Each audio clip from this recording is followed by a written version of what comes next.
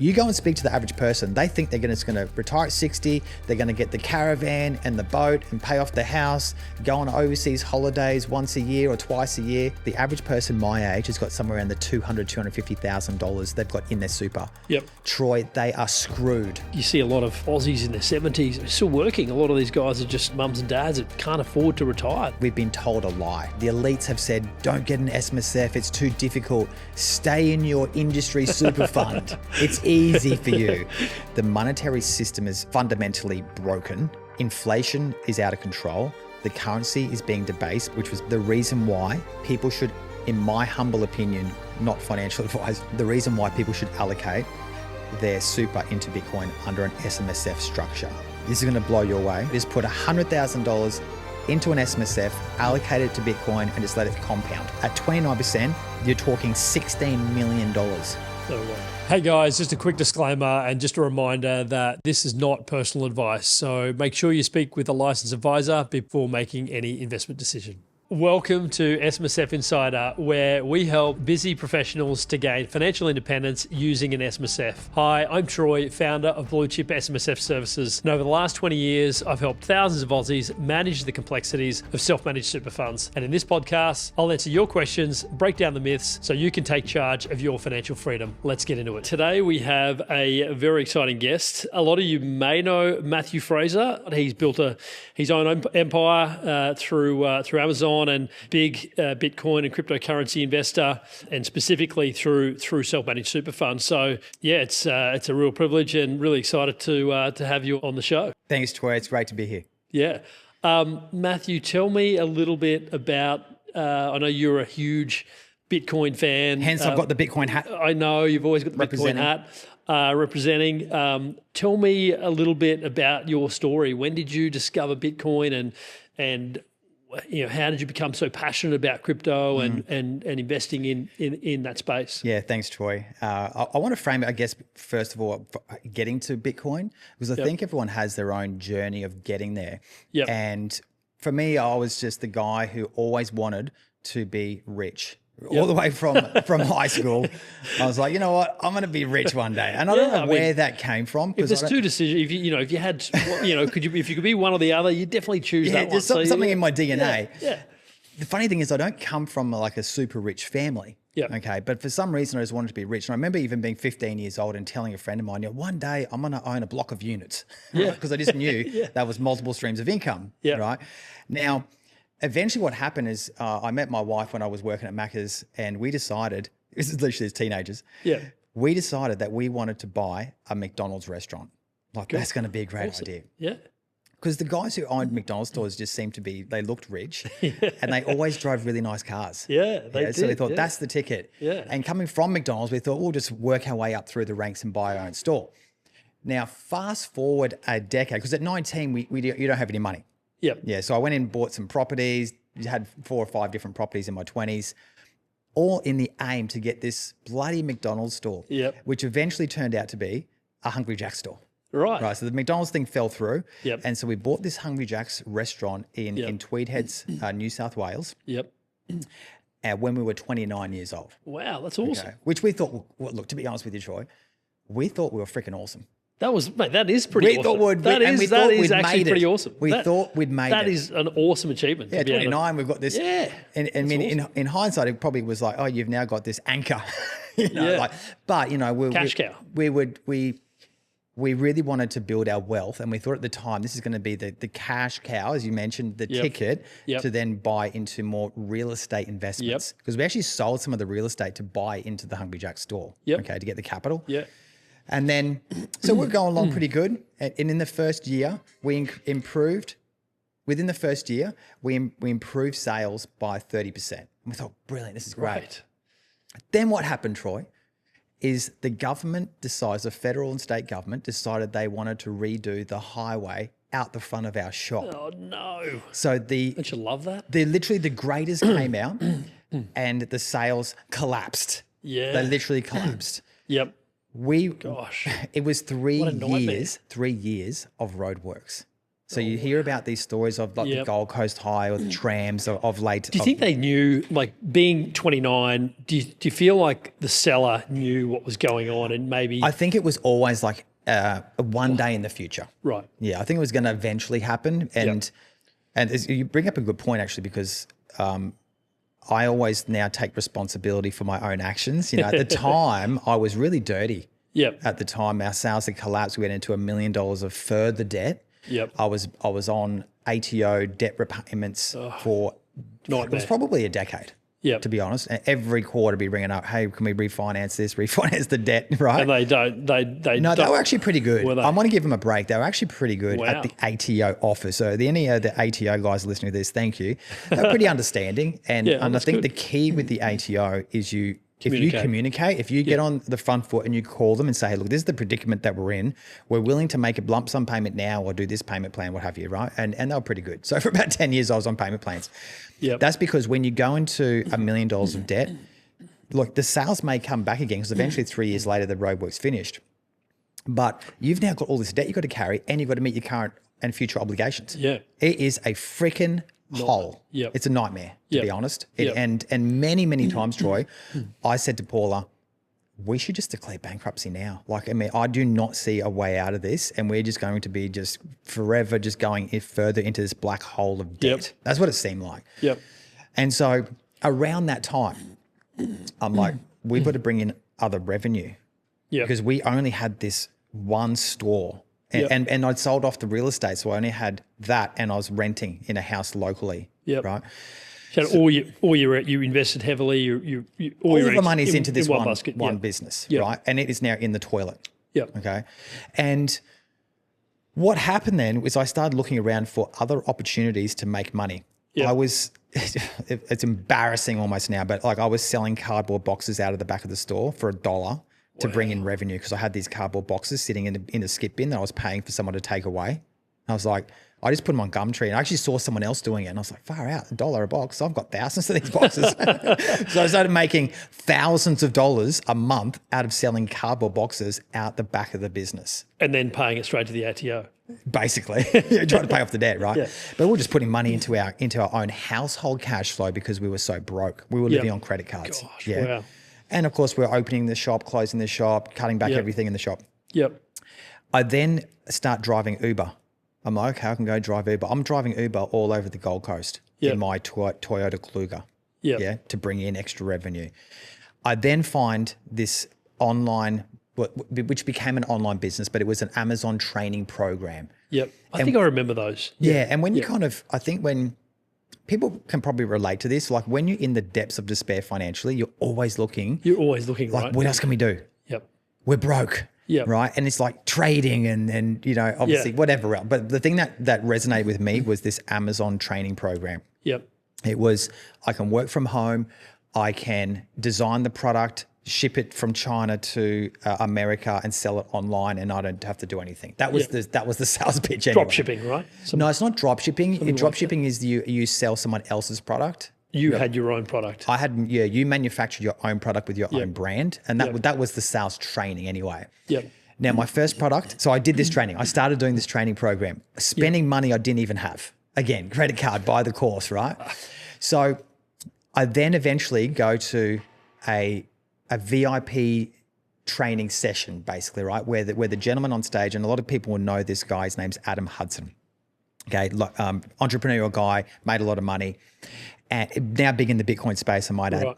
Yep. And so he's on stage saying, come and join with me. Get in the VIP program, 20 grand, right? 20 grand. And I've got like just stars in my eyes. It's like, yes, this, you know. And to sell a few more cardboard boxes. Yeah. I mean, he's pitching it well, right? Yeah. We get out of this pitch, and I'm just by myself. I walk to the back of the room, I get on the phone to my wife. Baby, I've just met the guy who's going to help us get out of the shit, right? It's only 20 grand of money we don't even have. She's like, oh, okay. If you think so, if you think it's the right thing to do, and not in a sarcastic way, just look, hey, more of the sense like, hey, look, I believe in you. You're there. If you think this is the right move, then I'm going to back you. Right? Yeah, and this is kind of another key point too, which is that, you know, during this whole process of depth and despair, through the Hungry Jack's saga, my wife and I stuck together. That's there amazing. was never fights. We never awesome. thought about separating. We always like, hey, how can we get out of this? What's the next move we can make? How can we pivot together? Yep. Yeah. And so she backed me. Awesome. Now, to shorten the story for people, my first product was a complete failure. Yep. Right. The second product didn't even launch. I'm now in the hole probably to the tune of around 100 grand. Right. Wow. And the third product, which I didn't even design myself, I literally found it, and the story of that is incredible, went on and did $70 million in sales across Amazon, Shopify, the whole That thing. is amazing. Completely changed my life at that point, right? What an incredible So you can imagine, turnaround. like, just even, I look at people now and they're like, they're doing something, and it's like, you could be just like a little bit of a step away from gold. Yep. And because there's many times during the first product and the second product, I could have just said, you know what, this is not going to work. You hear that a lot, don't you? When people are like, they're going through the motions and they expect to hit gold in their first item they sell. I actually did, Troy. I thought the first product I did, I thought this is going to be great. I'm going to sell millions of this. And I don't think you're alone. I think everyone sort of goes through that. They're just so excited and they launch something and then it's a failure, and then they launch something else and it's a failure again. They give up. They give up. There was plenty of times I could have given up. Mate, how incredible you stuck with it and you hit absolute I don't know gold. what it was. It was pure luck. Let me tell you how the product came about, because this is a story in itself. During this whole phase, I'm watching the guys on social media. Grant Cardone was a big influence. Gary Vaynerchuk was big on social media, still is. Yep. Both those guys still are. And Gary V said, you need to be on social media. Now, this kind of resonates with you now, right? You need to be on social media. This is back in 2017. And I'm like, okay, well, what do you do? What do you do? I'm a bit late to the game. No, but you're doing well. But what do you do? And he says, well, if you don't know what to talk about, just document your journey. So I start documenting the journey of me trying to sell products on Amazon, right? Yep. Literally picking up the phone, talking into the phone. That was so bad. And there it was on Facebook, right? They're still there today. You could go back through the catalog and find these videos. And what happened was a local gentleman saw one of the videos, reached out to me and said, hey, I've got this medical type product that I'd love to get on Amazon. Can we please meet up? That was the sliding door moment. That was the one That was the sliding door moment. I went, no way. Okay, let's So meet who was this guy? How did he find you? What He was saw the me on product? social media. And he was a local guy who Aussie guy. had this locally manufactured breathing device. Yep. And he was trying to actually sell it through chemist stores. But when you're selling it through like bricks and mortar stores, there's a lot of hurdles to get through. Yep. Mainly things like, you have to have minimum order quantities. You've got to provide stock for the next 3 months before you even get paid, right? Yep. And he was a kind of a small player at the time, so he couldn't do that. Yep. So I came to him with a solution of, one, he wanted to get onto Amazon, but he didn't know how to do it. I did, because I had 2 failed products. Yep. Right? But I knew how to send it in and do the listing and do the keywords and all that kind of stuff. Well, he had no idea. Not that he was really interested in doing that, because my thought at the time was, why don't you just do it? Well, no, he was focused on manufacturing the product and then selling it in bulk to other people, not selling it in ones. I'm selling it in ones to people, right? He's selling me 1,000, 2,000 at a time. Okay, so that was his, his operating procedure. Yep. So he'd sell them to you in the thousands, and then you just sell And make my margin. Wow. Yeah, and you sold obviously millions of these things, or I don't know hundreds the of number. thousands. Yeah, of these things. there's tons of this stuff, right? It started off in America, then I branched off into the UK, Japan, Canada. And tell me, like, what was it like when you got your first order and your second order and you're a month in, it's 6 months amazing. in, and it's flying? And how was it? The first lot, Troy, was I said, look, give me 100 units to sample. Yeah. Just I'll give them like I'll pay for these, but just give them for me up front for now. Sent 100 units in. I sold 100 units in 3 weeks, and I thought that was amazing. I was like, wow. Fast forward, I was selling hundreds a day. Wow. Hundreds a day. And and these were all going to different locations. You had, how were you? I'd set up warehouses in the US, Canada, everywhere had a warehouse. So I was using third-party fulfillment centers. And so this ultimately generated all the money. Yep. Okay. And it was amazing coming from where we were living on credit cards to then all of a sudden I had millions of dollars sitting in the bank. Just like millions. It was nuts. Going from millions of dollars in the red to millions of dollars in the black. Yeah. Yeah. How good. But millions of dollars in the red over time to millions of dollars in the bank in a day or time. a month. You know what I mean? Wow, Like, it was crazy. That's incredible. And you hear about these stories of people selling online. You think they're furphy stories, but this is and what year was that? this went really big. I started selling it online in about 2018, and it went absolutely mental through 2020, 21, 22, 23. So around that period, it just went catapulted. No way. So it was mental. Wow. That then led me though to building my property empire. Because remember before I said I always wanted to have property. Bricks and mortar. So I start buying commercial real estate. With this money. And I didn't go out and just start buying Lamborghinis. I was like, okay, look, I've got this money. I need to protect the money in the sense of store it in something that's going to grow. And I knew property because before all this, Troy, I was a mortgage broker for a period of time during the in my 20s. I had a Wizard Home Loans franchise.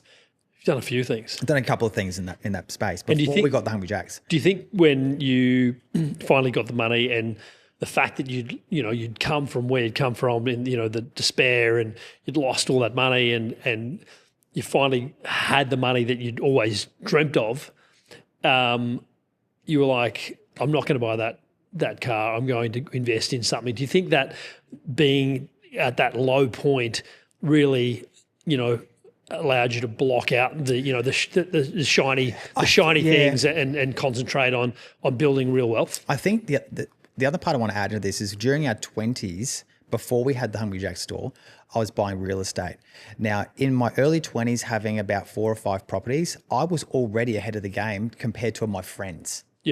So, and I already had I was buying new cars back then. They weren't Porsches or Ferraris, but it was brand new STI Subarus. For a 20-year-old kid, that's pretty cool. Right? I remember those cars back in the 20s. I was buying new ones. Right? That was, if you were buying brand new STIs in your 20s, a Subaru WRX, you were doing extremely well. So I went from this period where we thought we were doing very well by all metrics based on our age. And so when we went into despair, had no money, it was like, okay, look, this is just a period of time. We will climb out of this, but I didn't realize how big we were going to make it. But I remember walking down the street one day, Troy, and just thinking, had to go out for a walk. I was probably stressed out. And I was like, I was just like basically praying and saying, if I could just have a 4-bedroom house in the suburbs and a WRX car, I'll be happy. That's all I need in life. That's the benchmarks I was setting because I was so far down the hole. Right. I wasn't thinking Ferraris and you just wanted to live a normal life. And if we could just be have comfortable. that, I'd be like, I'm sweet. Now, God answered and said, not only can you have that, but you can have the next level up from that. Wow. Right? Which was just a bigger house on a bigger block. Right. Still the suburbs, really. And 2 WRXs. And eventually became a WRX collection. Wow. Because I went on to bought this commercial properties. And then I started with an older car from the 90s. I've always wanted one of those cars. Went and bought this Subaru WRX, and like boom, which then became a disease. I ended up with like 6 or 7 of these cars, including a 22B, which if anyone knows is like the pinnacle of cars. They're like, a $200,000-$300,000 Subaru, right? And I went and bought one. Wow. And then spent a whole bunch of money on it, renovating it, basically doing it up. And that was still in your 20s? No, this was just recently. This is after I had all the money. Gotcha. You see, So I've made all the money, bought the commercial real estate, and then started buying some toys. But it wasn't Lamborghinis, it was modest modest WRX cars, right? And so, and during this time, this is when we lead into the Bitcoin space. During this time, I also started, my ears sort of pricked up again to Bitcoin, and during my my driving, my Uber times, during my Uber times, I remember a guy actually getting in the car and talking to me about Bitcoin. And I remember saying to him, mate, that's crazy. You're an idiot. Don't buy it. Listen to me. I know what I'm talking about. I'm driving the Uber, right? Set your standard here. And I hope he didn't listen to me. I hope he went out and bought a truckload of Bitcoin. And so that was so my mindset back then was, this is a complete scam. I need to buy bricks and mortar property. That's who I am. I'm a property guy. And so that was ingrained into me. Then now having all this money and having bought commercial real estates, bought a few different commercial real estates properties. Then at the time, it must have been during the 21 high. So there was a big bull run at that point where it went to an all-time high at that point, which was about 69,000 USD. Yep. And so when it's at an all-time high, it creates a lot of hype. Yep. Everyone's talking about it. So somehow when it everyone flowed onto rushes me. in. It flowed onto me. Yeah. Friends were talking about it. Yeah. And I had money now. So I thought I need to investigate this. But before I just jump into this head first without really knowing anything, I then spent another 20 grand on educating myself in the space through someone who was selling a program, a VIP program. Because I thought, you know what? I spent 20 grand on that Amazon thing. It eventually turned out pretty good. So I must have did something all right. Yep. And so what I also understood at this point was you need to invest in yourself. Yep. Okay, you need to invest in yourself and your education so you can really just fast track things and people say now reduce time. Yep. Yeah, and not make as many mistakes. Yeah. So I spent this 20 grand. You're paying really for guidance, so you're not making those mistakes that perhaps you may have made in other businesses and so forth. So just giving yourself a leg up. A leg up. Yeah. A lot of people I speak to, they're like, they would say, I wouldn't spend that sort of money. They would rather go do it themselves and fail than spend 20 grand on getting educated from someone who's already in the space or further down the track in that space they want to be in. It's crazy, isn't it? You've got those two paths where you can either go and fail yourself and take twice as long, or you can get guided by somebody else. Yes, you've got to pay a fee, but you do it in half the time. Yeah, and it's an investment. It's an investment. I don't see it as an expense. No. And so I spent this 20 grand, Troy, and then compared to a friend of mine actually who refused to spend money on education. He was of the frame of mind, I can do this myself. Yep. He went and lost his life savings in the crypto space because he didn't know what he didn't know. Yep. Okay. And he just thought he knew it all. Yep. I, however, didn't lose money during the same period he lost money because I got educated. And the first thing I got educated on was how to protect your Bitcoin, the right security measures, not having all your eggs onto one exchange, for example, in case that exchange goes belly up, because he was also staking. You know what staking is? Basically, think of it like a term deposit. Right. He would give all of his crypto to this particular exchange in the return for a percentage. Right. Yeah. Highly risky. You don't have control of that crypto though. They've got control. Oh, right. And if things go south, there goes your crypto. Yeah. Wow. And there's no recourse. Yeah. So he lost the lot. Everything. Wow. Yeah, zero left over, completely destroyed him. I guess 20 grand now looks cheap to him, right? Well, yeah. Yeah. I mean, I haven't spoken to him about that particular scenario, but I'm just telling the audience, from hey, getting educated is key, even if you think it's not. Yeah. It's very important. So you don't know what you don't know. Exactly. Right? Yeah. You don't know what you don't know. Yeah. And So I've now got all this money. I've spent 20 grand on education. I've got all this money to invest in crypto. I start buying Bitcoin. Now I bought it at about 60 odd thousand, I think, Australian dollars, I think. And then you know what happened then, Troy? It then went down. Yep. I was like, oh, and I bought more and it went down again. And I bought more. And so I'm in the red. You've been here before. Been here before. But for some reason, I had conviction in the asset though. And so what I did is what a lot of people do though, is they buy, it drops. They sell. They either do two things. They freak out and sell at a loss. Yep. Or they wait. Yep.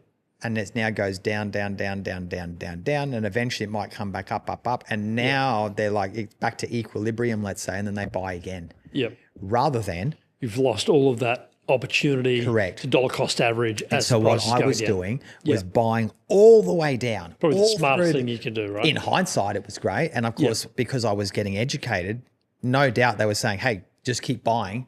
Yep. And I started to understand terms like dollar cost averaging and things like this. And I was buying pretty heavy too. I'm talking like 6 figures at a time into the market, not just like $10 a week. Yeah. So I'm dumping money into this thing. Yep. And at one point, I do remember looking at my app and it says, you're in the hole, in layman terms, $500,000. Yeah. And so, and I didn't freak out. I was like, okay, cool. Because I also had these commercial properties as well, right? Yep. So I've got money, still cash flow coming in. Yep. But I didn't freak out. I was like, no, that's fine. Just kept buying the whole time. And of course, we come to where we are today. I'm heavily into the green. Yep. I've got a multi-7-figure portfolio. And during this time too, I want to just lean into now, Troy, the SMSF. I spoke to one of the guys who was a trainer of mine in this crypto, and he told me, Matt, I've got my SMSF is filled with Bitcoin. And I was like, what? And I got to admit to people, I was a bit taken back because I was still getting educated in crypto. And I remember going to my wife and saying, I've just met this crazy guy. Surely he'd diversify. Surely, why would you? He's got all of his SMSF, he's got Bitcoin. I said, I don't know about that. I mean, and here I've got like, I probably by that stage, I probably had over 7 digits in Bitcoin outside of the SMSF. And my original goal was actually keep the properties, buy Bitcoin in my company, and keep the super just basically as it is. But then at some point I started, because Bitcoin is a journey of discovery of basically who you are, and it's like a financial education. It's an education on sovereignty and a whole host of things. And so during this journey, I've then realized, hang on a second, this supers that I've got, this traditional super is sitting there getting 7-8% a year. I've got this Bitcoin. Yes, I know it went down, but I looked at it historically, the numbers, I knew it was going back up again. And of course it has now. Yep. But it was doing like 40-50% on average per year. Big difference. And then I was like, the penny just dropped. I was like, oh my God. So I rang my accountant. Now, luckily, my accountant's pretty good. I need an SMSF and I need one now. Pretty much. Yeah. So, Sounds familiar. I spend thousands and thousands of dollars getting all this done up. And he sets up the SMSF. I just moved all of both my wife and my super, which was with Rest, which was a freaking nightmare to deal with. Yep. I'm talking months. Welcome to my world. Yeah, yeah. And so I'm going to lead into something about the business in a second, which what you do. So it took me months to roll over. I missed a cheaper price. Eventually I get the price I get. Okay. Yep. And hindsight's a wonderful thing. I should have started earlier, right? Yeah. And I eventually roll over all my super into the SMSF and allocate to Bitcoin. Every single cent. So now picture this. I've got company treasury, you could call it now. That's the new fad thing. Yeah, my company treasury is basically mostly Bitcoin, but don't be disillusioned because I was buying altcoins too.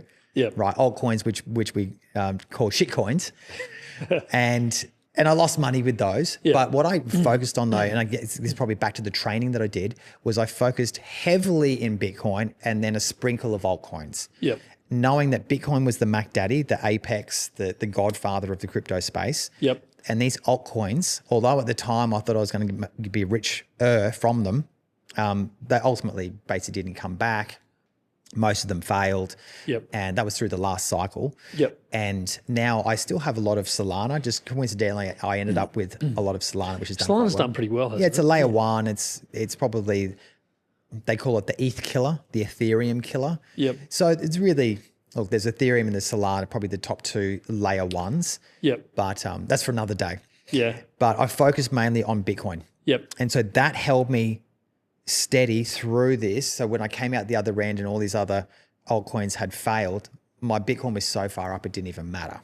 Yep. Okay. But I was willing to take that gamble, but Yep. at an educated, I guess I can say educated now, but on a risk adjusted factor that, hey, I'm not going to put all my eggs into XYZ, altcoin. Yep. Right. I mean, there's like Dogecoin and there's now Fart Coin and there's all sorts of crazy stuff. Yeah. So, so that's what actually happened. And this is why, I mean, I know, you're It's an incredible story.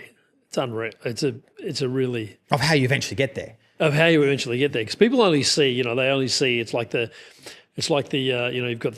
ocean, you've got the iceberg that's just tipping up. You can see the tip of the iceberg pointing out of the out of the Atlantic, and then underneath you just see this massive.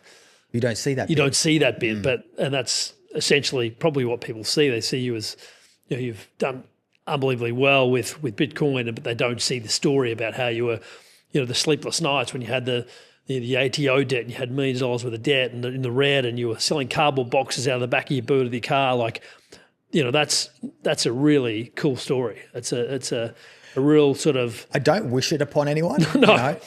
But you know what? It's funny because you look back and you think, well, if that hadn't had happened, would I be where I am now? Yep.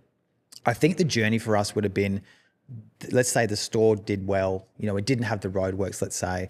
We probably would have bought multiple stores. That was actually a dream at the time. Like, hey, we'll just get a few of these stores as a group. Yep. And that's probably what would have happened. And we probably would have done okay. But it wouldn't have been anywhere near the type of numbers I would have done in the last sort of, 5 years. Yep. So you rolled out, closed down the REST account, rolled into your SMSF, loaded up on Bitcoin, a few little altcoins. Not in the SMSF though, Not to in the be clear. SMSF. So you loaded up on Bitcoin. Obviously, that's done well over the last 5 years since you've. Well, I only did it. Here's the thing, though. I've only because the journey. Remember, I was buying Bitcoin, and then eventually, here's the thing that So only the last few years. like March 24. Wow. Yes, Last March year. 24. Yeah, not that. It's up about 60%. That's incredible. Okay, and I've been buying every month since then. Yeah, so up about 60%. You mean just dollar costing averaging every month? Well, when I say dollar cost average, I'm paying myself a salary. Yep. So the salary that I pay, I then have to pay super on that. Yeah, of course. Yeah. So I'm putting that in. So that's the dollar cost average. Yep. And at one point I was also making the top contribution that you could, 30-odd thousand, whatever it is a year. Yep. And putting that in as well. Yep. Now, here's the thing though, now people might be watching this now. Matt just said 60% up. This is crazy. I'm going to run out now and go do that. You could do that. However, you've just listened to this at home, but you probably have a wife or a husband. Yeah. Now, are they watching us at the same time? Because if they're not, you're crazy. what if they're not watching and they're not on the bandwagon, they haven't heard the story of and understand the metrics, etc., the fundamentals of why you should allocate to Bitcoin, and we can talk about that later. Then you kind of get to a brick wall because you're going to go to your partner and say, I think we should do this Closing down Bitcoin our thing. accounts. And they should. Yeah.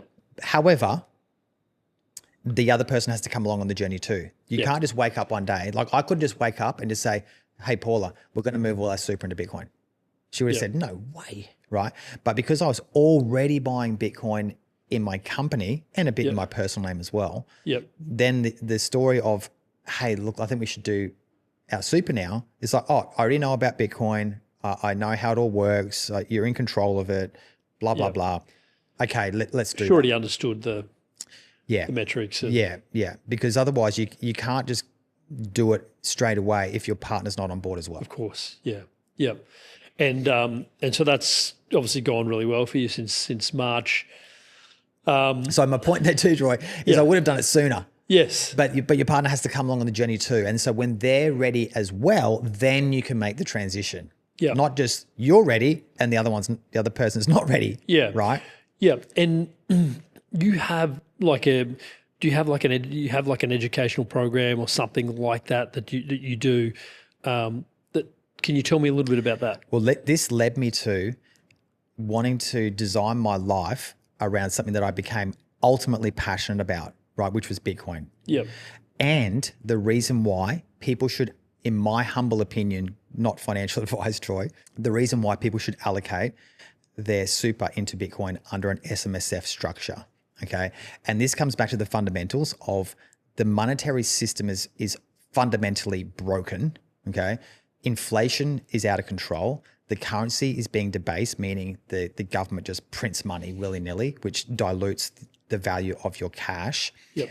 And if you just look at it from a numbers perspective, the average super is doing 7-8% roughly over the last 20 years per annum. Yep. Bitcoin is doing 40-50% per annum. And people will say, well, look, that was great, Matt. It did that over the last 15 years. But what it's no indication of the future projections. Of course. Well, yep.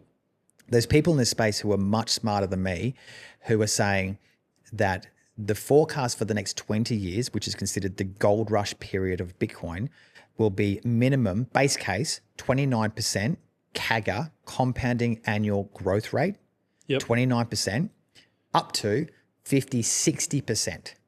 Over the next 20 years. Over the next 20 years. Now, it works perfectly for me because I'm now 46. So let's say retirement mid-60s, thereabouts, right? Yep.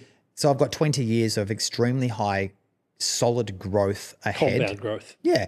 And if you think about, all I have to do really is do better than, let's say, 10%. If I can do 10% in Bitcoin, I've really lost nothing. Yeah. Yeah. Because it would have done that roughly in super. Yeah. And I guess Bitcoin can do that in, a matter of days. Well, it can. Yeah. So people talk about there's a lot of volatility in Bitcoin and the crypto space. And just to be clear for people listening, Bitcoin is in its own category. Yep. And then there's everything else. Right. Okay. So we're just talking about Bitcoin. Now, Bitcoin it's like the anchor currency or the anchor. Yeah, it's because people they think, oh, Bitcoin's the same as XRP or Bitcoin's the same as Solana. They're completely different. Right. Okay. Bitcoin is Bitcoin. There's a market. There will only ever be 21 million Bitcoins produced. Yep. Okay. And as of the day of recording now, it's sitting at around 140,000 Australian dollars or 92 odd USD. Yep. Okay. You can actually break up one Bitcoin into 100 million Satoshis. It's like breaking $1 into 100 cents. Yep. Okay. So one Bitcoin into 100 million Satoshis. So people make the mistake thinking, I can't afford one Bitcoin at 140,000 Australian dollars. But they can buy a fraction. They think I can buy an XRP token for $3. So I can get a lot of those. Right. Okay. But they're completely different. Yep. Okay. You're better off buying maybe a fraction of a Bitcoin as opposed to. You can buy fractions of Bitcoins. Yep. Yeah. And Bitcoin is decentralized. There's no issuer. Yep. Decentralized meaning no one controls Bitcoin. Yep. There's only actually there's a $2 trillion market cap roughly on Bitcoin globally. Once an asset class reaches 2 trillion plus, history shows it never disappears. So this is not an asset class that is going to go to zero. You've got the US president right now who's fully on board with Bitcoin and crypto. All the major banks now in the US, Troy, they are now going to not only custody Bitcoin. This is the JP Morgans, the Bank of America's, Morgan Stanley's. They will also not only custody the Bitcoin, they will lend you cash dollars against the Bitcoin. Wow. So just like in Australia, if you've got a property, you can lend against the property with the banks.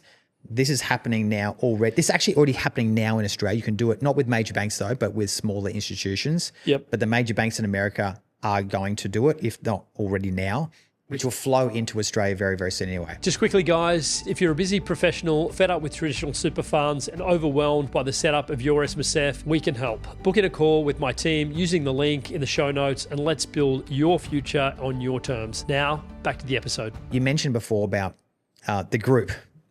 Yes. Which I'm leading to. Yep. And so I started to design a life around Bitcoin. Yep. And I started this online community of just trying to educate people into my own story of allocating into Bitcoin and how I think it is the best thing that people should do, particularly in Australia. And so this group is now online. It's called the Crypto Collective. They can come in there for free and just learn all about how to allocate into Bitcoin through an SMSF structure. Yep. And the question is, why would you allocate to Bitcoin in an SMSF, right? Now, the reason why is because, Troy, most people are freaking broke. Yep. We are living in a cost of living crisis. It's incredible. You're right. It is a cost of living crisis. It's so expensive. Cost of living is just, I was talking to my uncle on the way down here in the car and who's in his 70s and we're talking about cost of living and it's just crazy what, we're talking about real estate, what it was worth back in the 70s and just fast forwarding to today. And you're right. It's just, it's crazy. I don't know how people survive at all. Yeah, it doesn't surprise me that the homeless rate is so high. No, because you cannot afford to literally live like in just a rental, pay the electricity, food, and all the other hoo-ha that goes along with it. Yep. And so the reason why allocating to Bitcoin within your super, let's call it, is because it's the lowest hanging fruit. It's something that you can tap into now, allocate to, and it doesn't come out of your own pocket. Yep. Right. And so you could ask someone, hey, we're in a cost of living crisis. You should go and buy Bitcoin. They're like, I've got no freaking money. I don't have any money left over. I'm flat out paying for the groceries and the fuel and the rent. Okay, that's fine. You can now allocate your super to Bitcoin, and you can't touch it anyway. So it's not like, you can just allocate it into your super SMSF and then start spending the Bitcoin. It's going to sit there for the next, depending on how old you are, if you're like me, the next 10, 15, 20 years anyway. Yep.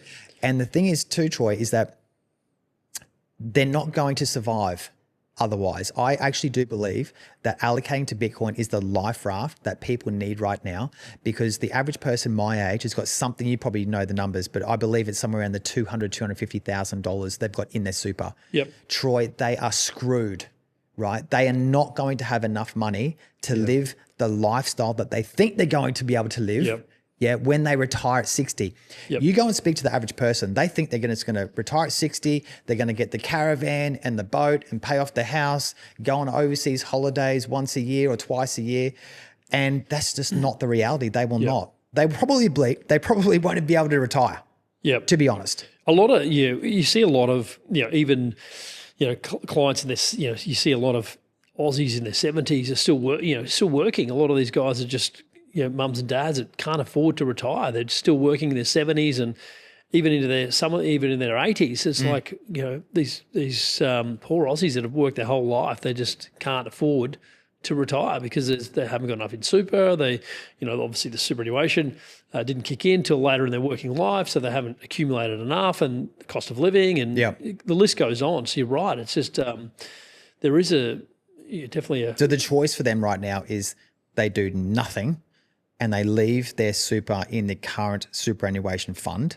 And I'm going to get to something else later about why that's under threat. And they can't retire when they want to, or they allocate to Bitcoin. And even if they had 250,000 and they said, you know what, I don't know, I don't have the conviction level that you have, Matt, they could just pull out 100,000 of their 250 and allocate and just that. have a bit of diversification. They could diversify. They don't have to do full gung-ho like what I've done. Yep. And that 100,000 in Bitcoin will actually grow to something quite substantial. In fact, I think for the audience, this always goes down a treat, Troy. We should actually just do the numbers because people are going to be like blown away because people want to hear the actual numbers of what it could possibly be. Let's say they had put $100,000 and let's go back to 29% over the next 20 years. And let's pretend they didn't put a single cent more in, right? They just put $100,000 into an SMSF, allocate it to Bitcoin and just let it compound. Yep. Yeah. At 29%, you're talking $16 million. What? Wow. That's incredible. $16 million. Let's say that 29% base case that I gave before was actually way low. What if it actually did what we expected to do, which is 50% compounding? This is still 20 years. This is going to blow you away. $332 million. No way. You don't even put a single more cent in. That's it. So now people who are listening to this are going to be like, baby, we need to allocate to Bitcoin. We're going to back the truck up, baby. We need to back that truck up right now. And so this is, and let's just say they didn't even have that level of conviction, $50,000 at 29% over 20 years, we're still talking $8.1 million. It's more than, a lot more than most people ever retire on. A lot more. You'll be like in the top 1% of people retiring basically, right? And that's just putting 50 grand in. That's right. And I think people don't understand too is what they could actually do is, yes, they could roll all of their funds over into the SMSF. But if they wanted to, they could just say, you know what, let's keep the 200,000 in our standard super fund and just let that tick over. We'll set up an SMSF and allocate 50 grand into Bitcoin. Now, is that possible, Troy? Could you do that? Because I've seen people do that. Yeah, absolutely. So you can have an SMSF and keep your existing retail or industry fund. And well, sometimes people they'll set up an SMSF and they'll do their investing that way, whether it be crypto or whether it be direct property or something like that, and then they'll keep their existing super funds running and open, and then that way they can they can compare how their each one is performing. Well, their other one, I mean, if we put $200,000 in, we pretend that we're sitting there, and we'll give it 9%, and we'll say no more funds in. That 200,000 at 9% over 20 years will get to 1.1 million.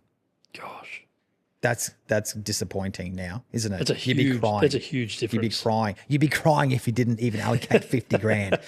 Now, some people want to this is part of my group now that I have in the online community. We talk about all these types of different scenarios, and one of the things that people might do is they might reverse it. They keep 50,000 in their traditional super. They put 200,000 into their SMSF. And the reason why they do that is because they might be at a certain age where they want to keep the existing insurances with their existing super. Okay. So people need to understand is as they get older, insurance becomes more expensive. Yes. And if you get a condition, heart condition, for example, right, and you close down your existing super, move into an SMSF, and then think, I'm going to start up insurance again, the insurance company will say, that's now a pre-existing condition and we're not going to insure you for that. Yeah. And then you're kind of stuffed. Yeah. You definitely need to get some advice if you are thinking about setting up an SMSF. Definitely get some advice around, don't just roll everything out into your SMSF, for example. And if you've got insurances in there, leave them be for the time being until you get someone professional to have a look at those insurances, get some new ones in place first, and then go back and cancel them off later. Don't go closing down everything and throw the baby out with the bathwater just yet. Go speak to somebody. We've got a team ourselves that we can provide some general advice around the insurance piece, but don't just close everything down. Whatever you do, get some advice on it and speak to someone before you. Exactly, because there's some nuances that people need to consider. Okay, and we've obviously just explained one of them. Okay, now the other thing though I want to throw in there, which is the reason why I think you should move completely out, let's say mostly out of your traditional super as much as possible, is the threat of government control and stealing your super. So what we've seen in recent weeks is the Federal Labor Party is now proposing to direct existing super funds to allocate their members' funds into the government's pet projects, such as green energy and affordable housing, as an example, right? These are initiatives that don't necessarily come with a return, but the government sees it as I think it's a $4.3 trillion honeypot that they can tap into and start spending that money willy-nilly. Now, the thing that people need to remember, and they're like, oh no, my super is going to be protected, it'll be fine. Wayne Swan used to be the Treasurer of Australia, Labor Party. He is now the chairman of CBUS. CBUS is union controlled, right? So the unions, this is the corruption, how I see it, right? It's unbelievable. The unions now control members' funds. The unions then take fees from the members to then funnel back to the Labor Party so they can go and win elections. Right? You've got Jim Chalmers, who's best mates with Wayne, saying, hey, Wayne, can we take some of your members' funds and spend it on all those things that we want to spend it on? What's Wayne going to say? He's already said, it's a great idea.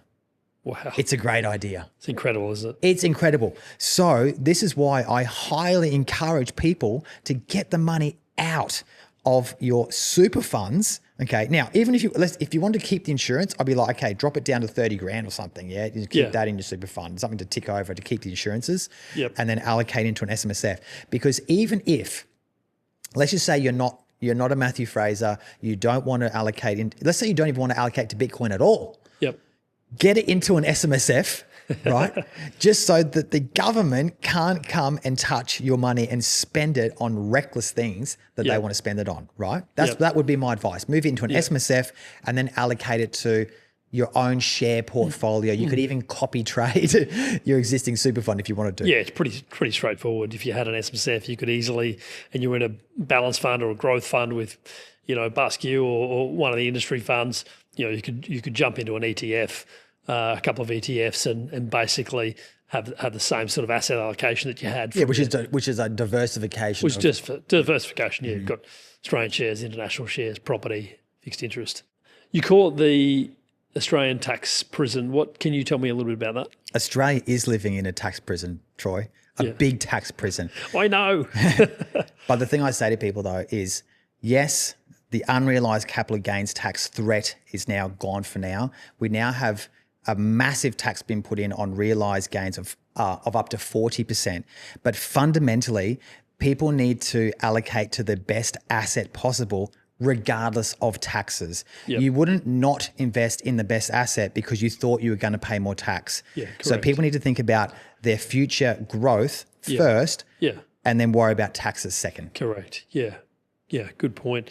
You wouldn't sort of, I don't want to have 10 million in my super fund because I've got to pay an extra 40. So I'm going to stick to 1 million. Yeah. It'd be like cutting your nose off to spite your face. Totally. And people do things like that. Yeah. Yeah. It's crazy. I'm capping it at 3 million. I'm not earning any more money after that. To anyone that's sort of sitting on the fence and sort of potentially looking at this content and thinking, loving your story and really sort of been thinking about investing in Bitcoin and potentially using the same sort of strategy about investing in Bitcoin through an SMSF, Mm-hmm. what would you say to that? Well, the reason why I think your company, for example, is so good is because you make the process so simple. And I've been referring people to your company now for months. And the feedback I'm getting from people is it's fast, it's friendly, it makes it super simple. I think people from the outset, though, Troy, think that setting up an SMSF is a big deal or even managing an SMSF. Yep. And I think that's because we've been told a lie, to be honest. I think people... the elites have said, don't get an SMSF. It's too difficult. Stay in your industry super fund. It's easy for you. And so I think that's what people did. Yeah. Yeah. But when they've got a company like yours that specializes in SMSF setups and management, it makes the process so simple. Yep. And they can take all the guesswork out of it. They know that the auditing process, the tax returns at the end of financial year are all going to be managed professionally based on the ATO compliance. Yep. It takes away all the pressure and all they have to focus on is allocating to the asset that they want to allocate to. Now, if it was for me, obviously I allocate to Bitcoin, which is the number one asset. Yep. And then they can just focus on that and then focus on their retirement and having a great retirement. Yeah. Yeah, great. Well, that's some good advice. Or some good commentary, I should say, around why someone should potentially, if you are thinking about setting up an SMSF and using the strategy that Matthew's talking about, then certainly reach out. We'd love to help establish your fund and look after it for you, and then you can concentrate on doing your own investing and getting your own education and having your own asset allocation specific to your circumstances. So please reach out if that is something you've been thinking about doing. I think we could probably sit here and talk for another couple of hours if we really wanted to, but it's such a shame that we've sort of almost run out of time. Yeah. I'd love to have you back and dig a bit deeper and talk more. We could give an update in the future of how my Bitcoin allocation is going to see, because people probably want to see how it's now faring after the next year or so. Yep. Unfortunately, it'll probably be much higher, and then people will probably want to then commit to Bitcoin then, but they should be committing to Bitcoin now because Bitcoin is a long-term growth opportunity. There shouldn't be, I need to wait for it to go up to then think about it. It's, hey, I should buy now and just let it ride and sit. Because it has had a little bit of a correction of late, hasn't it? So it goes up and down. Yeah. But over the long term, it'll do 40, 50% a year. Yeah. Now, I just want to close this, though, by saying thank you for doing what you do as well, because I know your business gives hope and opportunity to people who traditionally didn't really know where to turn. Yep. And they can turn to a business like yours and have everything done for them with ease and simplicity, and then they can allocate to the number one asset with you helping them along the way. And I think it's fantastic. Right, thank you so much. It's incredible to firstly have you on the show, and then secondly to have that sort of commentary around the business. So, mate, thank you so much for coming on. Awesome. I'll see you next time. Yep. Thanks, Matty. Cheers. Thanks for tuning in to this episode of SMSF Insider. If you got value from this, make sure you subscribe so you never miss the strategies we share to help you take control of your financial future. Find us on socials at Blue Chip SMSF or book a call with our team to see if we can help you.